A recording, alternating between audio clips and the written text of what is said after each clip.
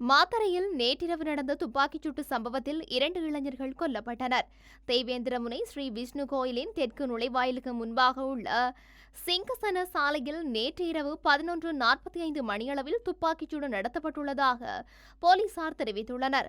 வேனில் வந்த 2 அடையாளம் தெரியாத துப்பாக்கிதாரிகள் T56 மற்றும் 2 9 மில்லிமீட்டர் துப்பாக்கிகளுடன் மோட்டார் சைக்கிளில் சென்று கொண்டிருந்த 2 இளைஞர்கள் மீது துப்பாக்கிச்சூடு நடத்திவிட்டு தப்பிச் சென்றதாக தெரிவிக்கப்படுகின்றது. கொலை செய்யப்பட்ட 2 இளைஞர்கள் நண்பரின் பிறந்தநாள் கொண்டாட்டத்தில் இருந்து வீடு திரும்பிக் கொண்டிருந்த போது துப்பாக்கிச்சூடு நடத்தப்பட்டுள்ளது.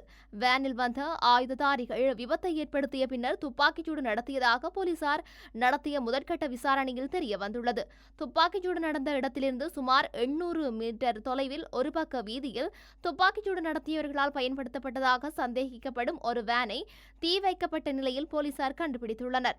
இந்த துப்பாக்கிச்சூட்டில் பலியானவர்கள் தேவினுவர பிரதேசத்தில் வசிக்கும் 28 மற்றும் 29 வயதுடைய ஜோமேஷ் நதீஷான் மற்றும் பசிந்து தாருக என போலீசார் அடையாளம் கண்டுள்ளனர். துப்பாக்கிச்சூட்டை நடத்திய நபர்கள் அல்லது துப்பாக்கிச்சூட்டுக்கான காரணம் குறித்து இதுவரை எதுவும் வெளியாகவில்லை.